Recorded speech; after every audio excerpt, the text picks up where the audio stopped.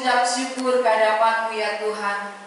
Kami boleh ada sampai saat ini oleh karena anugerah-Mu.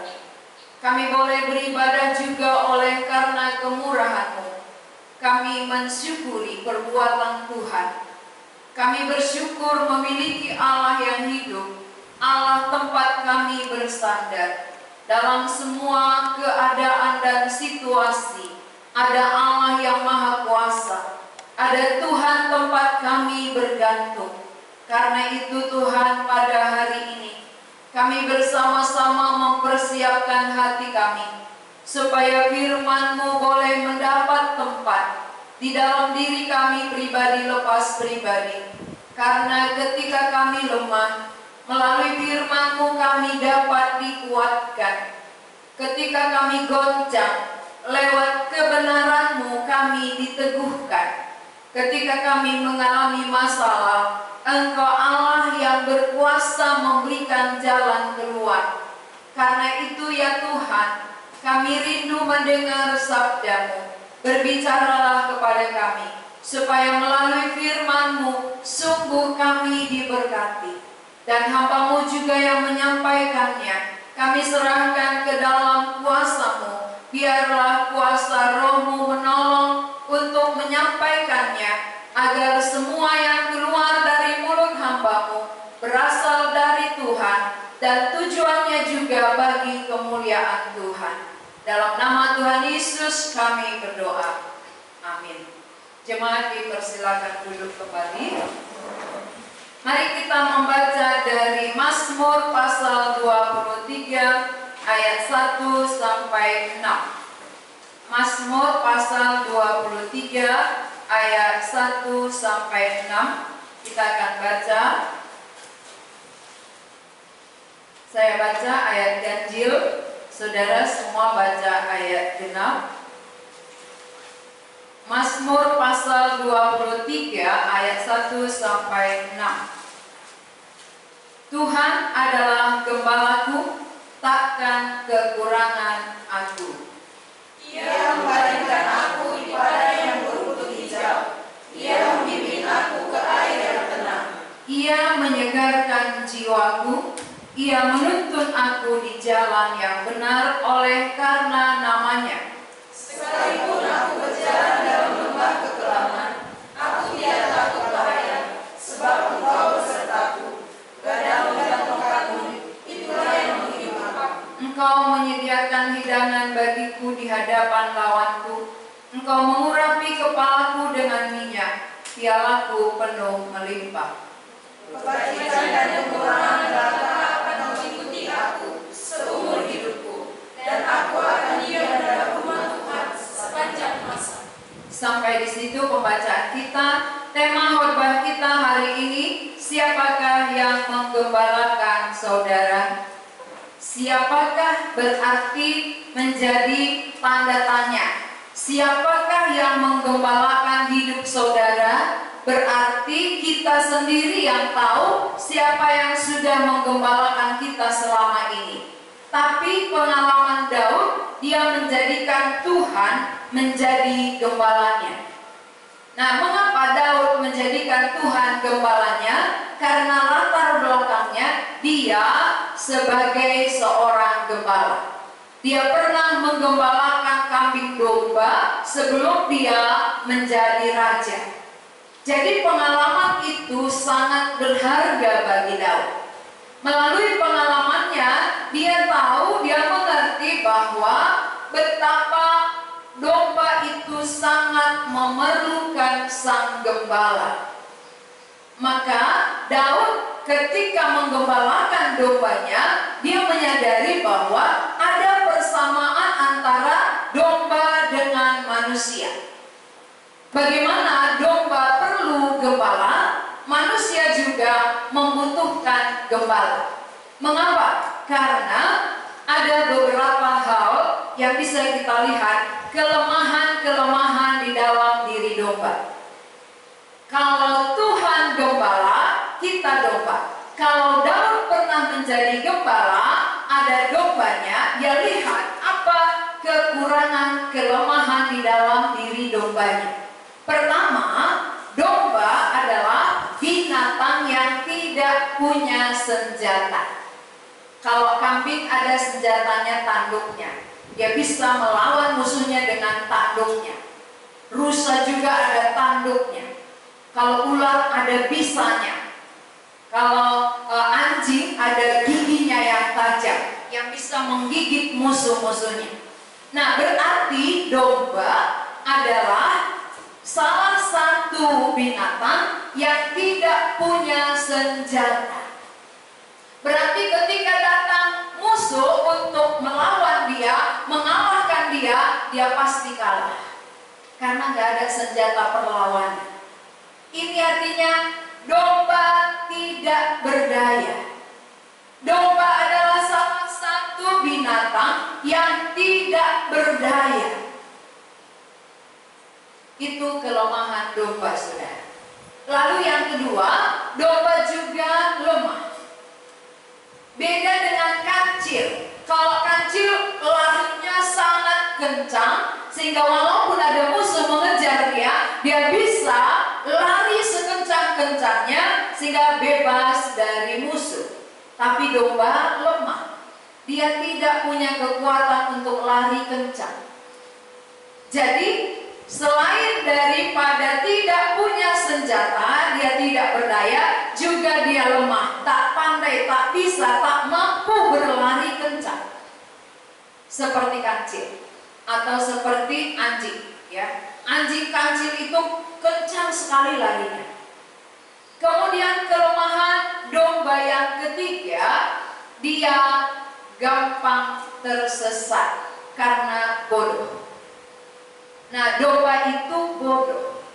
Maka kalau dia sudah tersesat, dia tidak tahu jalan pulang. Itu gambaran domba. Tidak bisa kembali pulang kalau dia sudah jauh tersesat. Ketika dia cari-cari jalan untuk pulang, malah dia makin tersesat. Jadi kenapa Daud menggambarkan dirinya seperti domba? Tuhan gembala. Ini kan kaitannya dengan dirinya. Dia gambarkan bahwa domba itu persis sama dengan dirinya. Manusia sebenarnya sama seperti domba yang tak berdaya. Kita tak berdaya melawan musuh yang ada, yang gencar bekerja di tengah-tengah dunia ini.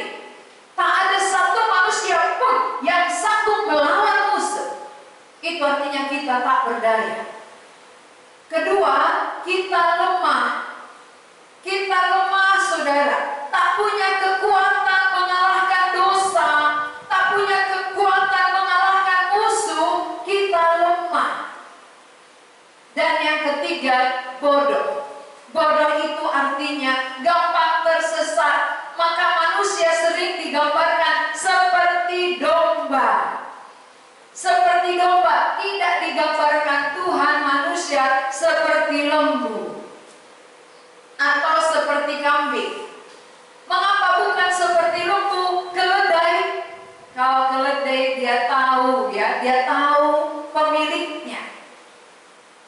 Kalau anjing pun tahu pulang. Tapi kalau domba itu bodoh, gampang tersesat.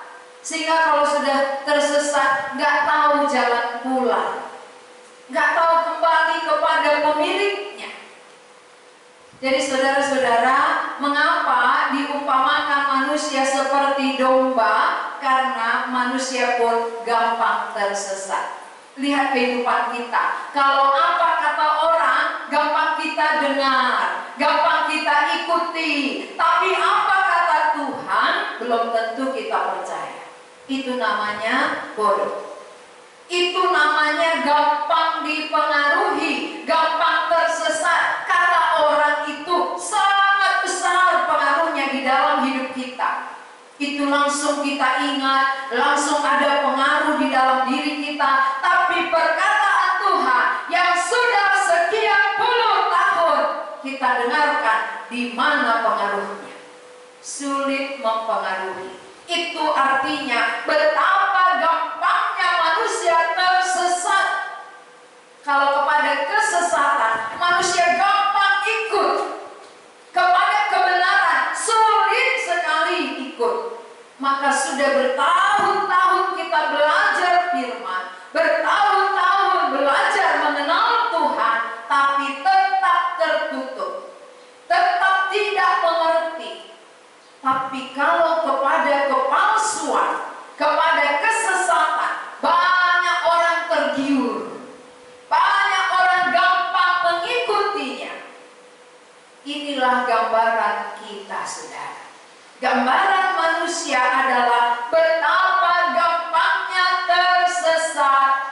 Lebih mudah kita dipengaruhi manusia daripada pengaruh Tuhan masuk di dalam hidup kita. Lihat aja contoh-contohnya. Lihat dalam kehidupan sehari-hari, pengaruh siapakah yang lebih banyak di dalam diri kita? Kata orangkah atau kata Tuhan? Kalau masih kata orang yang lebih banyak pengaruhnya, berarti kita lemah. Itu gambaran kita lemah, gampang tersesat, gampang dipengaruhi. Bukan perkataan Tuhan yang mendasar di dalam diri kita, bukan firman yang menguasai hidup kita, tetapi seringkali perkataan-perkataan manusia. Seringkali ajaran-ajaran yang menimpa itu gampang mempengaruhi, gampang diingat, sulit melupakan. Tapi kebenaran firman Tuhan bukan demikian. Ini artinya gambaran domba, saudara. Berarti kalau seperti ini manusia sama seperti domba tadi, tanpa digembalakan dia akan tersesat. Tanpa digembalakan dia tidak bisa makan. Itulah domba. Dia tidak bisa cari makan sendiri. Domba tidak bisa membedakan mana rumput hijau, mana rumput kering. Maka kalau dia sudah dibawa oleh gembalanya makan di satu tempat, dia akan lirik-lirik ke tempat yang jauh. Lalu yang jauh itu dalam pikirannya itu lebih hijau. Maka kalau ada domba nakal, dia lirik rumput yang jauh, seolah-olah hijau, dia pergi ke sana, itu akan membahayakan dia.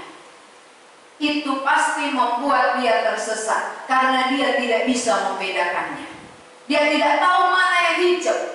Yang lebih tahu adalah gembala. Tidak mungkin domba lebih mengerti mana padang rumput hijau, mana padang rumput kering.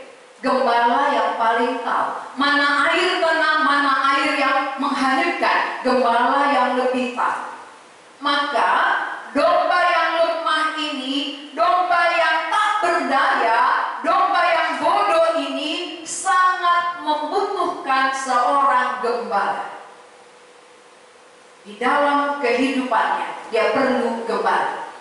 Maka ketika gembala datang, ketika dia digembalakan oleh sang gembala, gembala ini akan membawa dia ke padang rumput yang hijau. Itu dari ayat 2. Ia membaringkan aku di padang yang berumput hijau, ia membimbing aku ke air yang tenang. Sang gembala pasti memikirkan domba-dombanya, bagaimana mereka makan sampai kenyang. Pasti dia tidak pernah membawa ke padang rumput yang kering-kering. Dia bawa ke padang rumput yang hijau. Itu gembala. Kalau gembala aja tahu apa yang terbaik bagi dombanya, maka Daud bandingkan, apalagi Tuhan. Saya saja sebagai gembala memikirkan apa yang terbaik untuk domba-domba saya, apalagi Tuhan terhadap diriku. Tidak mungkin dia tidak memikirkan makan minum manusia. Padang rumput itu adalah gambaran kebutuhan manusia. Kalau domba kebutuhannya rumput, berarti kalau Tuhan dengan manusia, manusia dipikirkan oleh Allah makan minumnya. Kebutuhan tubuh kita lebih mengerti Allah daripada kita sendiri. Dalam pikiran kita sama seperti domba tadi. Mungkin dalam hati kita, oh di sana lebih hijau, di sana lebih menarik, seperti ini lebih cocok. Tapi Tuhan lebih mengerti apa yang bisa mengenyangkan dombanya. Berarti kalau kita menjadi domba-domba Allah, Dia gembala kita, Dia lebih tahu, Dia lebih mengerti, dan Dia yang pikirkan dombanya. Jadi kalau Tuhan yang pikirkan dombanya, dombanya sebenarnya aman. Dombanya sebenarnya punya andalan, punya sandaran hidup.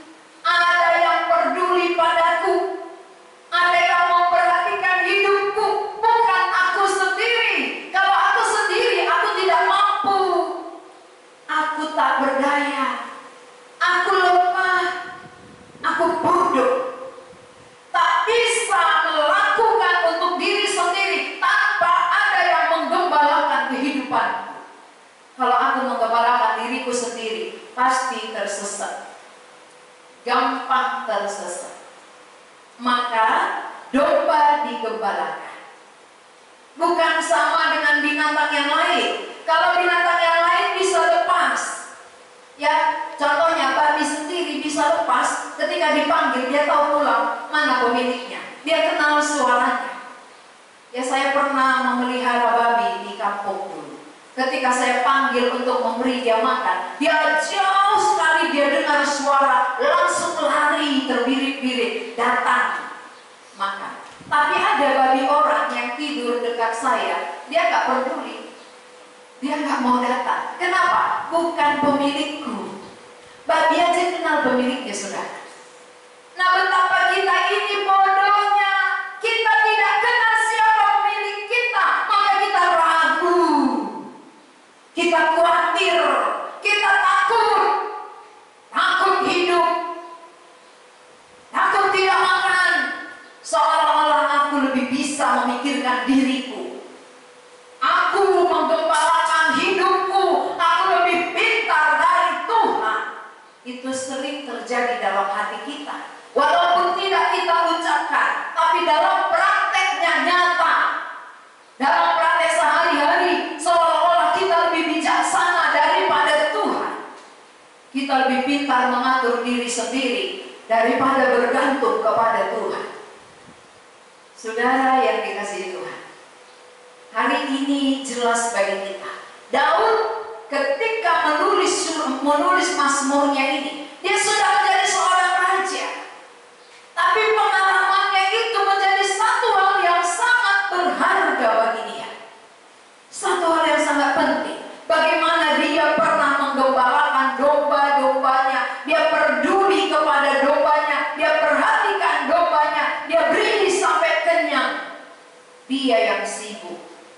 Maka dia mengambil kesimpulan, pasti Tuhan jauh lebih sibuk memikirkan hidupku daripada aku sendiri. Maka dia katakan, Tuhan gembalaku. Kalau Tuhan gembalaku, bagaimana kehidupanku? Takkan kekurangan aku. Jadi kenapa kita sudah lama percaya? Kita katakan aku orang percaya, aku sudah lama beriman, tapi mengapa sampai saat ini kita selalu berkekurangan? Daud ketika menjadikan Tuhan gembalanya, pengakuannya, takkan kekurangan aku. Takkan kekurangan bukan karena dia sudah menjadi raja, bukan karena dia banyak harta, tidak. Tapi karena dia menjadikan Tuhan gembala di dalam hidupnya. Apa bedanya, saudara? Apa bedanya banyak dengan Tuhan menggembalakan? Banyak harta, banyak uang, melimpah semua yang ada, belum tentu memuaskan jiwa. Belum tentu. Berarti kalau tidak ada kepuasan di dalam jiwa manusia, itu berarti kekurangan. Walaupun melimpah segalanya, walaupun kita cukup ya, tapi kalau tidak ada kepuasan di dalam jiwa,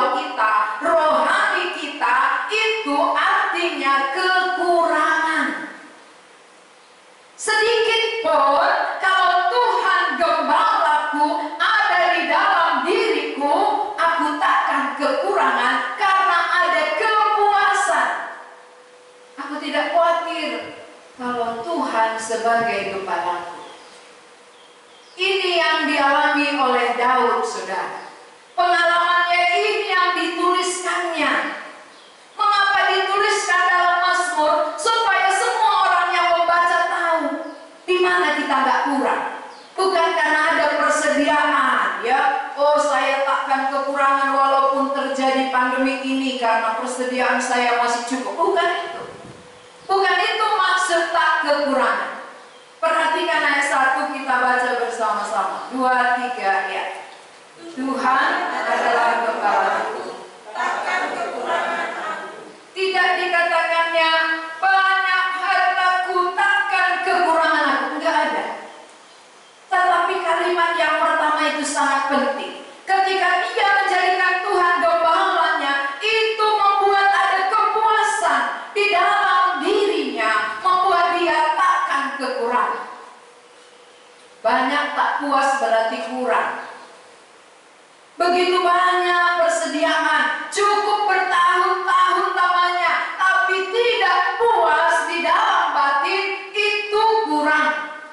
Jadi bagaimana supaya tidak kurang? Tuhan adalah gembalaku. Gembala itu, saudara, biasanya kalau gembala di Israel, dia berjalan di depan, domba di belakang. Kalau gembala di depan, berarti domba tinggal ngikut. Dia ikutin gembala kemana, gembala pergi ke situ dia. Kenapa? Takut tersesat, takut dimakan binatang buas karena tidak ada senjata melawannya. Maka dekat dengan gembala, itulah kekuatannya. Maka Tuhan gembalaku artinya, dia di depan, aku di belakang, aku mengikuti dia. Jangan balikkan. Kita sering nyanyikan, Tuhan adalah gembalaku. Tapi pada maknanya, aku yang mengatur hidupku. Kan terbalik. Kalau Tuhan gembala berarti Tuhan yang ngatur. Ini Tuhan gembala, aku yang ngatur, berarti aku gembala, Tuhan domba, ikut aku ya Tuhan. Itu terbalik. Seringkali kita suruh Tuhan, Tuhan buatlah seperti ini ya, Tuhan buat begini ya. Kalau tidak jadi seperti itu, apa kita bilang sama Tuhan? Tuhan, kau tidak dengar doaku, kenapa tidak seperti ini dan seperti itu? Itu tandanya saudara gembala, saudara yang perlu diikut-ikut oleh Tuhan. Tuhan yang ikut-ikut saudara dari belakang. Begitu Tuhan gak ikuti, saudara marah. Nah, saudara-saudara, kita harus menyadari Tuhan gembala artinya apa? Dia berjalan di depan, kita ikut dia, kita aman dekat dengan dia, taat kepadanya. Ketika ikut dia berarti dia mikir makan minum kita. Ketika kita ikut dia berarti kita aman dari binatang buas. Ketika kita ikut dia, kita tidak tersesat. Siapa yang mau menjauhkan diri dari sang gembala, di situ dia akan diterkam oleh musuh. Siapa musuh kita? Kalau musuh domba adalah harimau. Kalau musuh manusia siapa? Setan. Setan bukan berhenti bekerja. Jangan kira kalau kita sudah percaya setannya sudah berhenti. Setan akan terus gencar bekerja di tengah-tengah dunia ini. Baik bagi orang yang belum percaya, yang belum diselamatkan, maupun bagi orang yang sudah selamat, setan tetap bekerja. Jadi orang yang sudah jadikan Tuhan gembalanya, tapi menjauh dari sang gembala, gampang diterkam oleh musuh. Maka kalau sudah dikendalikan oleh musuh, dia tidak bisa melakukan kehendak Allah. Bahaya. Dan berikutnya, gampang tersesat. Artinya, kalau kita tidak dekat terus dengan sang gembala, tidak ikut kemana dia, apa yang dia katakan, pengaruh-pengaruh dari luar akan masuk, merasuk pikiran dan hati kita, membuat kita semakin khawatir dalam hidup ini. Perkataan memberi keteduhan, firman memberi ketenangan, tetapi kata orang, suara musuh menggelisahkan saudara. Jadi lihat sekarang diri saudara, ada dalam ketenangan atau kegelisahan. Berarti kalau kita tenang, kita mendengar Sang Gembala. Ketika kita gelisah, khawatir luar biasa, berarti kita mendengarkan suara-suara yang lain. Suara musuh, atau suara hati, atau suara teman-teman kita yang lain. Bukan suara Sang Gembala. Kalau suara Sang Gembala memberi keteduhan, memberi ketenangan. Ya, mari kita perhatikan di dalam ayat 3. Ia menyegarkan jiwaku. Berarti bukan aku menyegarkan jiwaku. Tuhan sendiri yang menyegarkan jiwa manusia. Bukan dengan cara kita, tetapi Ia menuntun aku di jalan yang benar oleh karena namanya. Domba tidak tahu mana membedakan rumput hijau dengan kering, maka gembala menuntun kepada rumput yang hijau. Domba gampang tersesat, maka dia tidak tahu jalan pulang kepada pemiliknya, perlu dituntun. Siapa yang bisa menuntun kita? Dalam ayat 3 itu, Ia menuntun aku di jalan yang benar. Berarti orang yang masih berjalan di jalan yang salah, dia tidak akan segar. Jiwanya tidak akan pernah segar kalau jalannya masih salah. Bagaimana jalan kita benar? Allah yang menuntun kita. Melalui apa? Oleh karena namanya, bukan oleh karena kita. Allah menuntun oleh karena namanya. Dia yang menuntun, Dia yang mengarahkan kita ke jalan yang benar, karena kita sudah tersesat. Semua manusia sudah tersesat. Maka Allah datang menuntun kita ke jalan yang benar. Nggak tahu manusia mana lagi jalan yang benar. Maka Allah itu turun, saudara, dan menyatakan, akulah jalan. Karena kamu sudah tersesat, maka aku datang menuntun kamu ke jalan yang benar. Dan aku menunjukkan, akulah jalan itu. Yohanes 14 ayat 6. Akulah jalan dan kebenaran dan hidup. Tak ada seorang pun yang bisa datang kepada Bapa kalau tidak melalui aku. Berarti satu-satunya yang bisa menuntun manusia yang jauh tersesat dari Allah kembali kepada Allah hanya melalui Yesus Kristus. Di luar itu tak ada. Akulah, kata Tuhan Yesus, akulah jalan, akulah kebenaran. Maka orang yang sudah tahu, ya, jalan kebenaran itu, dia sudah memilikinya, jiwanya disegarkan. Bagaimana pengalaman saudara? Kapan jiwa saudara mulai disegarkan? Sudah pernahkah jiwa saudara segar? Atau dari lahir sampai sekarang jiwanya tetap merana, jiwanya tetap mengeluh? Mulai kapan jiwa kita disegarkan? Kalau kita sudah datang ke jalan yang benar ini. Jalan yang benar satu-satunya, Yesus Kristus. Mengapa Dia harus datang? Mengapa Dia tunjukkan Dia jalan? Karena kita seperti domba tersesat, nggak tahu mana Allah, bingung. Semakin kita cari, semakin kita tersesat. Semakin kita cari-cari, semakin kita terjauh. Maka supaya kita kembali ke jalan yang benar, Allah sendiri yang datang. Dia sendiri yang menuntun. Sama seperti domba, kalau sudah tersesat, takkan pernah dia bisa pulang ke kandang. Harus Sang Gembala datang mencari dia. Walaupun sudah tengah malam, Gembala akan datang mencari dia bawa senter, supaya bisa ditemukan oleh Sang Gembala dan dibawa pulang oleh Gembala. Karena kalau dia tidak dibawa oleh Gembala, dia pasti dimakan oleh binatang buas. Dia akan mati. Jadi hidup manusia di bumi sama seperti domba itu. Tanpa Gembala datang menjumpai domba-domba yang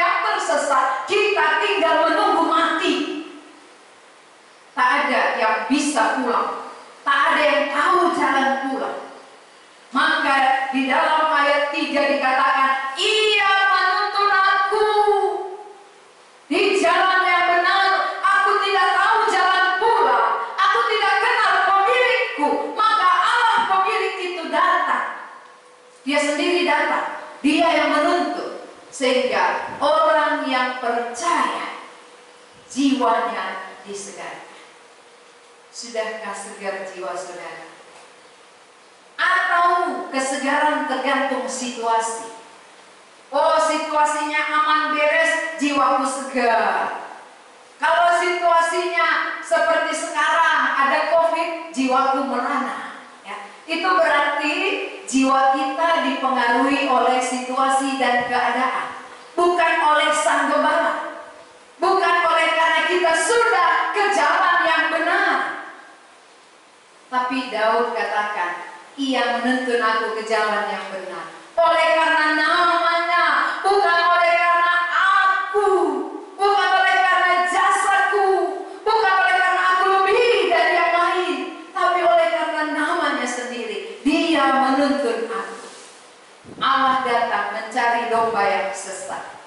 Allah datang memperkenalkan dirinya sebagai jalan dan kebenaran, supaya yang tersesat tahu pulang. Kalau Tuhan tidak datang mencari kita, kita tidak tahu jalan pulang. Kita akan terus dalam kesesatan kita dan tinggal menunggu kematian, tinggal menantikan penghukuman. Maka Tuhan datang mencari domba-dombanya yang tersesat supaya dibawa pulang. Maka dia katakan, aku jalannya. Kamu sudah jauh, kamu sudah tersesat. Kembalilah kepada pemilikmu. Aku jalannya kepada Bapa. Tak ada yang lain. Jadi siapa yang percaya Yesuslah jalan dan kebenaran yang bisa membawa kita ke rumah Bapa, maka kita disegarkan. Jiwa kita disegarkan oleh Allah itu sendiri, bukan oleh kita. Bukan kita yang segar-segarkan jiwa kita, tapi Allah yang menyegarkannya. Dari pihak Allah yang bertindak melakukannya. Yang berikut, ayat 4. Sekalipun aku berjalan dalam lembah kekelaman, aku tidak takut bahaya, sebab Engkau besertaku. Gadamu dan tongkatmu itulah yang menghibur aku. Di tengah-tengah dunia bukan semua mulus. Di tengah-tengah kehidupan ada lembah kelam. Ya, ada lembah kelam. Ngerti saudara apa maksudnya lembah kelam? Lembah kekelaman itu berarti ada kesulitan. Ketika gembala menggembalakan dombanya, ada kesulitan. Tapi domba-domba tidak takut, saudara. Mengapa domba tidak takut? Karena ada Sang Gembala. Walaupun gelap, ada gembala. Walaupun ada musuh, ada gembala. Kita pun di tengah kehidupan kita berbagai-bagai masalah, bermacam-macam kesulitan, kesusahan yang kita hadapi di tengah dunia ini. Jangan kira kalau sudah percaya, kalau sudah diselamatkan, bebas dari masalah. Tidak pernah Tuhan katakan demikian. Selama kita di bumi ini selalu ada masalah. Tapi kenapa di sini dikatakan aku tidak takut? Karena ada gembala. Aku tidak takut bahaya, sebab Engkau besertaku. Kalau ada Allah menyertai kita, ada berbahaya, mana lebih hebat Tuhan daripada bahayanya? Adapun masalah, mana lebih besar Tuhan daripada masalah kita? Kalau kita sadar Tuhan lebih besar, Tuhan lebih berkuasa dari masalahku, dari pergumulanku, dari kesusahan-kesusahanku, membuat kita tidak takut. Aku tidak takut. Itu pengakuannya. Saudara masih takut sampai sekarang? Kalau Daud katakan, kenapa aku tidak takut? Bukan oleh karena banyaknya hartaku, bukan karena aku menjabat sebagai raja, tetapi karena Tuhan ada besertaku. Maka yang diandalkannya di tengah-tengah kerajaannya pun bukan penasehat-penasehat, tapi siapa yang diandalkannya? Tuhan itu sendiri. Kenapa diandalkannya Tuhan dalam kerajaannya, dalam kepemimpinannya? Karena dia sadar dia lemah, karena dia sadar dia tak berdaya, karena dia sadar dia gampang tersesat. Walaupun itu penasehat-penasehat yang diangkat oleh dia sendiri bisa menyesatkan dia, tapi Allah tidak pernah menyesatkan. Maka yang bisa diharapkan oleh Daud adalah Tuhan.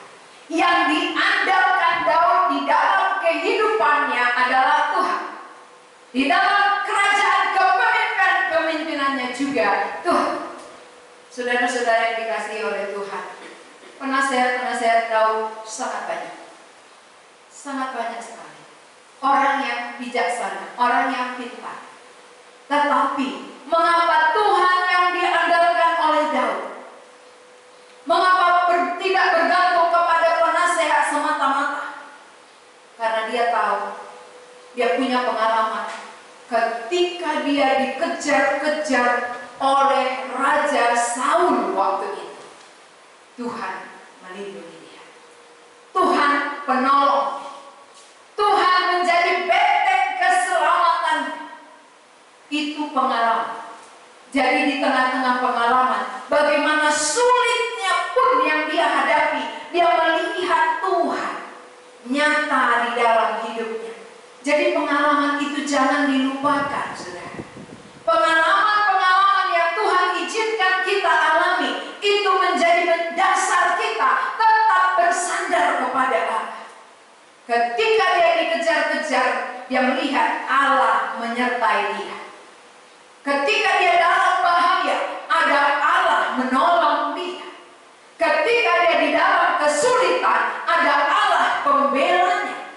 Sekarang, ketika dia menjabat sebagai raja yang punya kekuasaan, dia tidak bersandar kepada dirinya. Dia tidak bersandar kepada kekuatannya, kemampuannya, jabatannya, kekayaannya, tetapi dia tetap andalkan Tuhan. Ini namanya Tuhan adalah gembala. Bukan saat situasi ketika sulit saja baru kita meminta tolong kepada Tuhan. Tuhan, engkaulah gembalaku di tengah-tengah persoalanku ini. Lalu ketika diberkati, akulah gembala, ikuti aja aku Tuhan. Ya, dia tidak. Dalam situasi sulit, Tuhan menjadi gembalanya. Dalam situasi diberkati, Tuhan gembalanya. Maka sandarannya satu-satunya tidak berubah adalah Tuhan. Gembala yang menggembalakan kehidupannya tidak berubah. Dari masa dia susah sampai masa dia diberkati, tetap Tuhan gembalanya. Saudara, kapan mulai menjadikan Tuhan gembala saudara dan kapan berakhir? Ya, bisa saja waktu itu aku pernah jadikan Tuhan gembalaku, tapi sekarang tidak lagi. Kalau Daud, kesekali dia menjadikan Tuhan yang menggembalakan kehidupannya sampai akhir hidupnya, Tuhanlah gembalanya. Sehingga dia takkan kekurangan. Walaupun ada kesulitan yang dia hadapi. Di tengah-tengah kerajaannya pun ada masalah, ada kesulitan. Tapi selalu ada jalan keluar yang diberikan oleh Tuhan. Maka dia katakan, di dalam lembah kekelaman pun aku tidak takut bahaya. Pernah ada lembah kekelaman yang dialami oleh Raja Daud. Ketika anaknya menyerang dia, itu lembah kekelaman, saudara. Anaknya mau merebut kerajaan, itu lembah yang sangat pekat, sangat hitam. Tetapi tetap Tuhan gembalanya. Akhirnya Tuhan memberi jalan keluar. Mana lebih sulit? Anak sendiri memusuhi, anaknya sendiri mau ini paling parah. Tapi dalam hal itu dia tidak meragukan Tuhan. Di dalam lembah kekelaman sekalipun, aku tidak takut bahaya, sebab Engkau besertaku. Ketika dia dimuliakan menjadi raja yang mulia, Tuhan gembalanya. Ketika dia mau direbut kerajaannya, Tuhan gembalanya. Dia tidak takut. Saudara-saudara yang dikasihi Tuhan, siapakah yang menjadi gembala dalam hidup saudara? Siapakah yang kita andalkan? Siapa menjadi sandaran kita di tengah-tengah kehidupan kita di dunia ini, yang kadang berhasil, kadang gagal, kadang mulus, kadang ada tantangan, kadang beres, kadang ada kesulitan dan masalah? Siapa andalan kita? Kalau Tuhan adalah gembalaku, kata Daud, tidak berubah dalam semua situasi, mengandalkan Tuhan. Tuhan sandarannya. Apakah sandaran saudara adalah uang sampai saat ini? Oh, aku masih aman karena masih ada persediaanku. Aku masih aman karena masih cukup. Melewati masa pandemi ini masih cukup. Berarti sandaran kita adalah uang. Oh, aku bisa, otakku mampu memikirkan walaupun tidak semuanya aktif, tapi aku bisa cari uang dengan cara ini dan itu. Berarti gembala saudara adalah otak sendiri. Mana siapa yang menggembalakan kita? Justru di tengah-tengah situasi yang sulitlah, disitulah akan teruji. Di tengah-tengah masalahlah akan terlihat siapa sandaran kita. Kalau waktu semuanya beres, semua bisa katakan puji Tuhan. Semua bisa katakan aku percaya Tuhan. Tapi ketika ada masalah diperhadapkan kepada kita, ketika ada kesulitan, apakah tetap puji Tuhan? Apakah tetap Tuhan adalah gembala? Takkan kekurangan aku walaupun situasi sulit. Ini baru benar menjadikan Tuhan gembala. Jadi coba melalui firman Tuhan ini, kita evaluasi diri kita. Siapakah selama ini yang menggembalakan hidup kita?